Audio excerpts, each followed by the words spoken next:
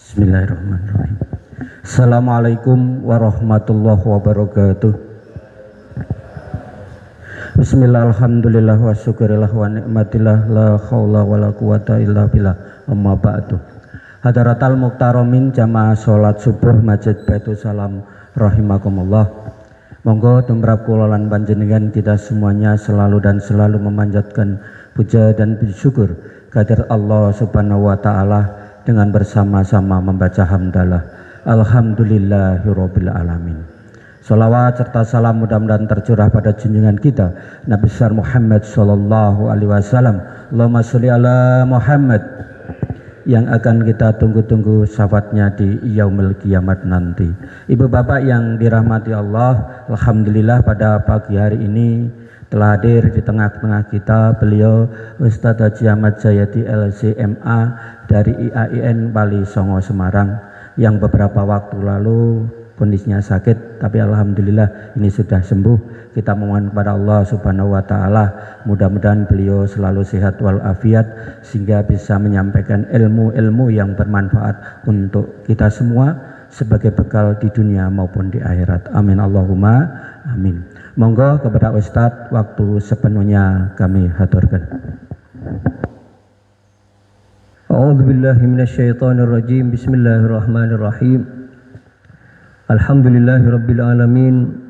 Wassalatu wassalamu ala asyrafil anbiya'i wal mursalin sayyidina wa habibina Muhammad wa ala alihi wa ashabihi wa man tabi'ahum bi ihsanin ila yaumiddin. Assalamualaikum warahmatullahi wabarakatuh.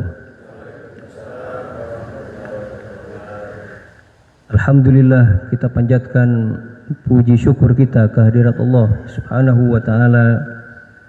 Pada pagi hari ini kita diberikan taufik dan hidayahnya oleh Allah. Salawat serta salam marilah kita haturkan kepada junjungan kita Nabi Agung Muhammad sallallahu alaihi wasallam.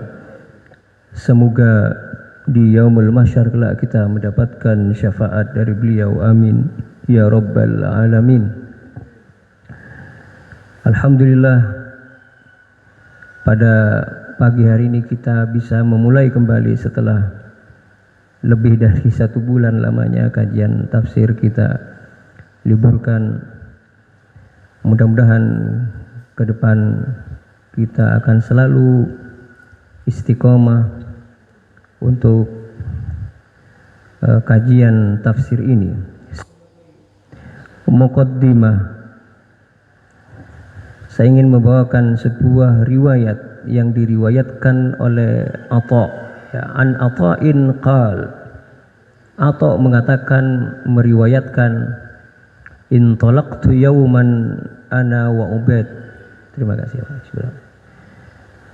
Pada suatu hari, kata Atha, aku bersama dengan Ubaid bin Umair ila Aisyah radhiyallahu anha, pergi ke Sayyidah Aisyah radhiyallahu anha. Fakallamatna wa bainana wa bainaha hijab. Kemudian Sayyidah Aisyah radhiyallahu anha berbicara kepada kami, hijab, ya, menggunakan ada batasan dengan hijab di situ. Faqalat, kemudian Sayyidah Aisyah berkata, ya Ubaid, wahai Ubaid, ma yamna'uka min ziyaratina, apa yang menyebabkan dirimu lama tidak berkunjung begitu ya kepada kami, kata Sayyidah Aisyah. Qala, kemudian Ubaid menjawab, menukil perkataan sabda Rasulullah, qaulu Rasulullah sallallahu alaihi wasallam, zurghibban tasdad hubban. Jadi berziarahlah dalam, artinya ghibban itu waktu yang lama ya. Jadi jangan begitu sering-sering begitu ya mungkin ya. Apa yang akan muncul di situ? Tasdad hubban, justru akan membuat seseorang itu akan betul-betul apa ya, sangat cinta, muncul kecintaan yang mendalam, kerinduan yang mendalam Kata Rasulullah Shallallahu Alaihi Wasallam sebagaimana yang dikutip oleh Ubaid bin Umair, ya. Tadi zur ghibban tasdad hubban. Jadi berziarahlah, berkunjunglah, ya. Mungkin ke rumah temannya itu dengan waktu yang supaya akan muncul kerinduan, ya. Kalau mungkin orang terlalu sering tidak akan muncul ini, ya. Kok suka apa namanya gitu, ya. Jadi ada batasan juga begitu, ya, dalam bertamu, dalam berkunjung dan sebagainya itu, ya. Qala Ibnu Umair, kemudian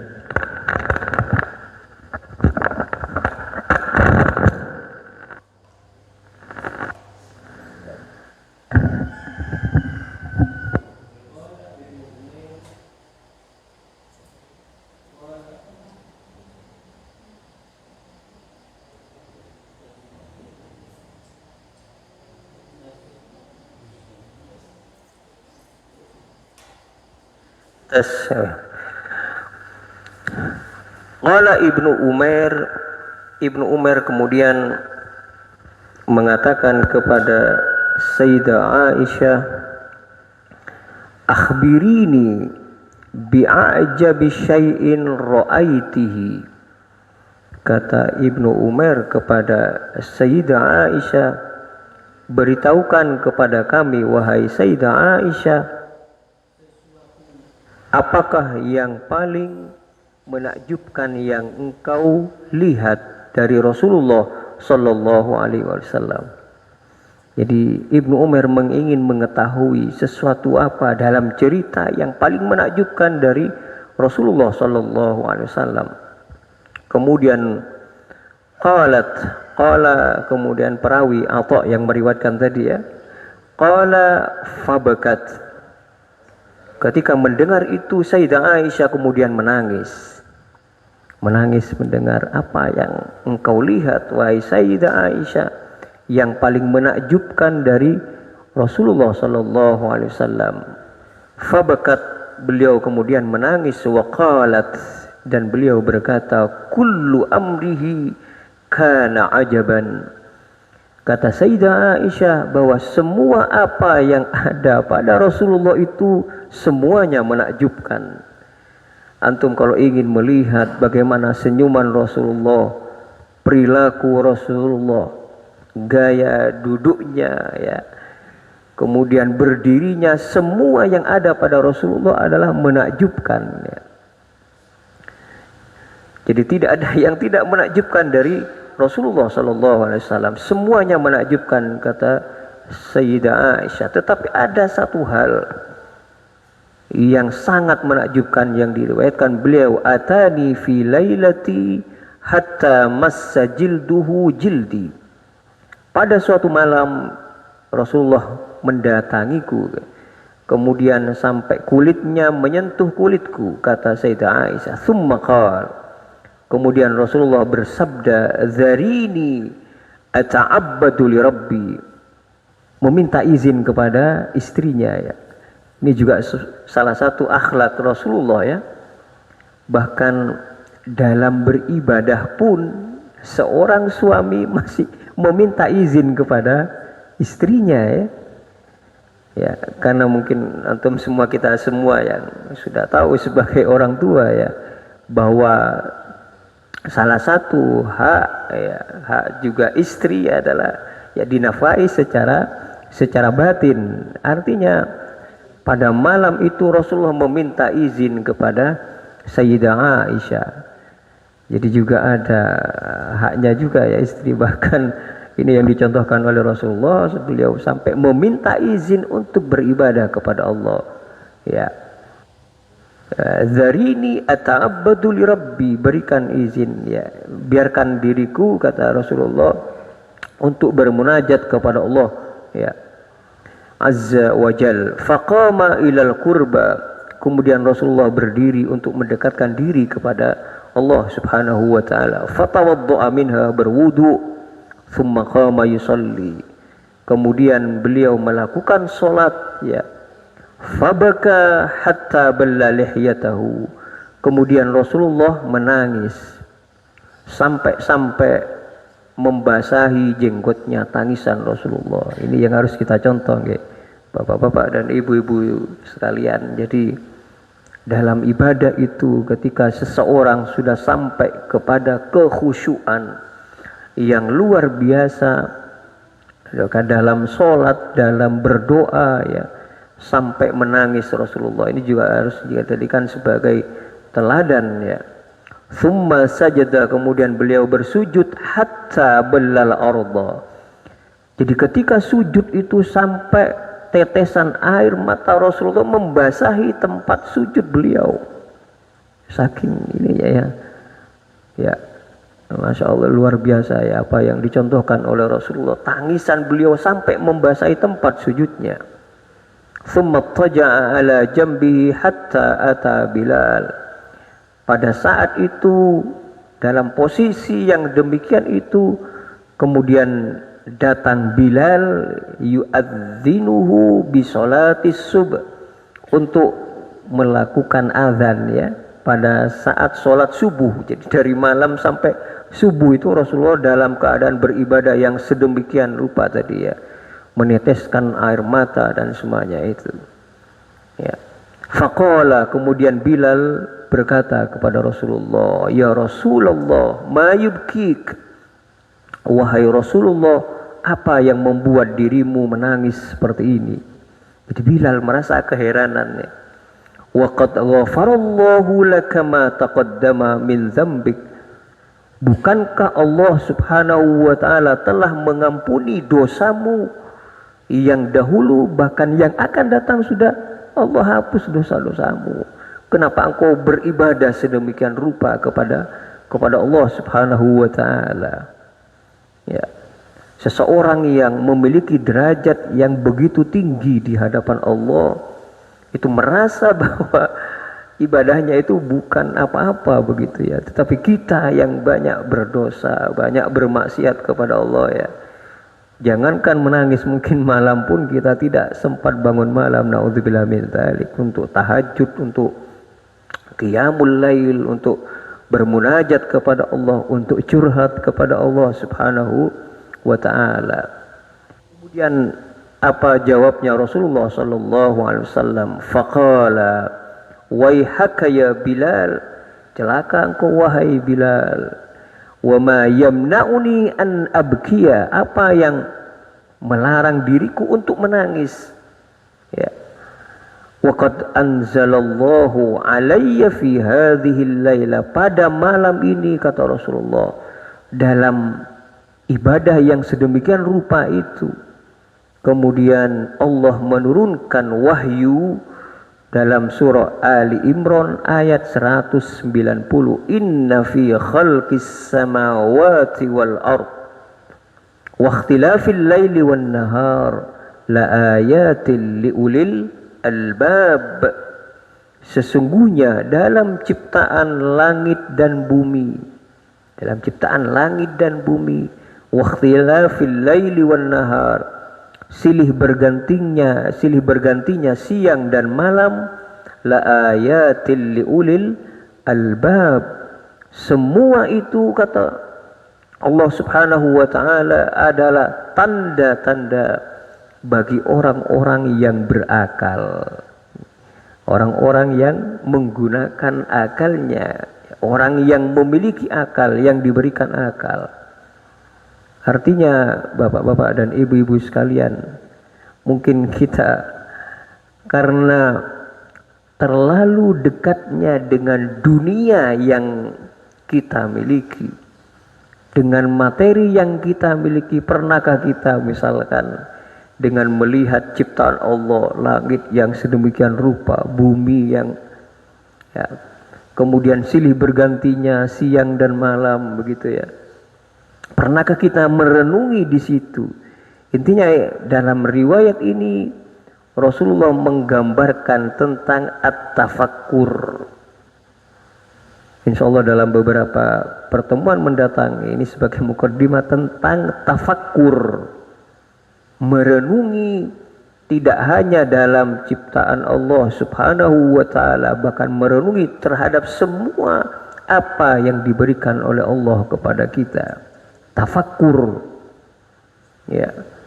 Jadi kemarin yang pas gerhana bulan ya, yang beberapa 2 malam yang lalu artinya itu juga menggambarkan kita betapa kekuasaan Allah, ciptaan Allah yang sangat luar biasa ini. Nah, saya membawakan sebuah riwayat di masjid yang lain kemarin, kebetulan berkhutbah tentang khusuful qamar ya, gerhana bulan ya. Jadi jangan antum berpikir peristiwa itu bukan peristiwa biasa ya.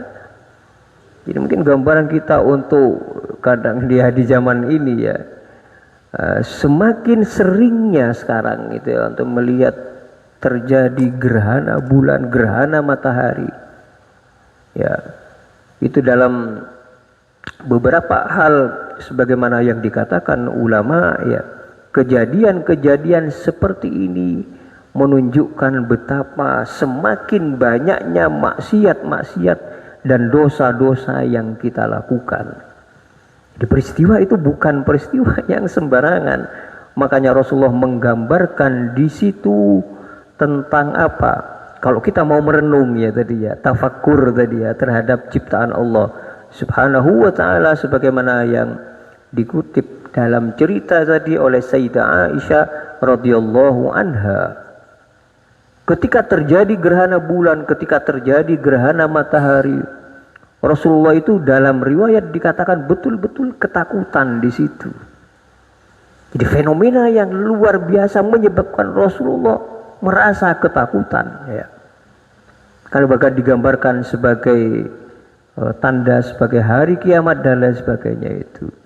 Makanya ulama menggambarkan di situ bahwa kejadian-kejadian yang terjadi dalam gerhana bulan atau gerhana matahari menunjukkan apa di situ? Semakin banyaknya apa?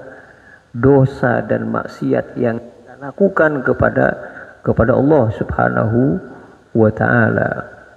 Makanya dalam riwayat dikatakan ketika Rasulullah melihat gerhana bulan, gerhana matahari dan lain sebagainya itu, memerintahkan untuk melakukan sholat yang lama, memerintahkan bahkan bersedekah ya.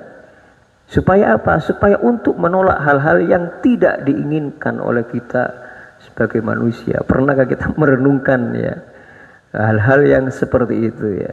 Di dalam ayat tadi yang saya bacakan, inna fi khalqis samawati wal ardh, sesungguhnya dalam ciptaan langit dan bumi, wa ikhtilafil laili wan nahar, silih bergantinya siang dan malam, la ayatil liulil albab, semua itu adalah tanda bagi orang-orang yang berakal, yang diberikan akal oleh Allah Subhanahu wa ta'ala. Kemudian Rasulullah melanjutkan, summa qala, ini yang penting ya Bapak-bapak, wailul liman qara'aha wa lam yatafakkar fiha, sungguh celaka bagi orang yang membaca ayat tadi tetapi dia tidak pernah bertafakkur tentang ayat. Ini juga kenapa kita membahas, mengkaji, belajar ilmu tafsir juga pada hakikatnya supaya kita merenungi setiap ayat yang kita baca, biar antum punya pemahaman tentang ayat, tentang surat ya yang antum baca dalam setiap hari, minimal suratul Fatihah atau surat-surat pendek yang kita baca dalam sholat kita dengan penuh perenungan. Bagaimana mungkin seseorang akan memaknai apa yang dibacanya sementara dia tidak sama sekali tidak mengetahui tentang minimal terjemahannya, minimal ya, apalagi penafsirannya. Diriwayatkan dari Al-Hasan qala, tafakkuru sa'atin khairum min qiyami lailatin, bahwa bertafakkur sejenak, jadi diucapkan sejenak bertafakkur, antum duduk bertafakkur ya. Ada riwayat, ada salah satu seorang sahabat pergi ke Ummu Dzar, istrinya Abu Dzar Al-Ghifari. Kemudian ditanya apa ibadahnya, bagaimana ibadahnya Abu Dzar itu. Kemudian istrinya, itu setelah meninggalnya Abu Dzar ya, setelah meninggalnya Abu Dzar, ada salah seorang sahabat menemui istrinya, apa keistimewaan ibadahnya Abu Dzar Al-Ghifari.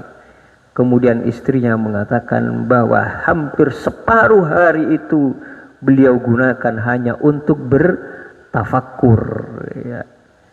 Insya Allah nanti pertemuan-pertemuan yang akan datang, kenapa kita harus bertafakkur, tidak hanya dalam penciptaan langit dan bumi, bahkan dalam semua keadaan seseorang harus menggunakan bertafakkur kepada Allah Subhanahu wa taala. Sebagaimana dalam riwayat dikatakan, seseorang sejenak bertafakkur khairum min qiyami lailatin, adalah lebih baik dibandingkan bermunajat, melakukan qiyamul lail satu malam lamanya. Hanya bertafakkur sejenak antum terhadap apa yang ada pada diri kita, pada ciptaan Allah Subhanahu wa taala. Mudah-mudahan dari mukaddimah tadi bermanfaat bagi kita. Kita melanjutkan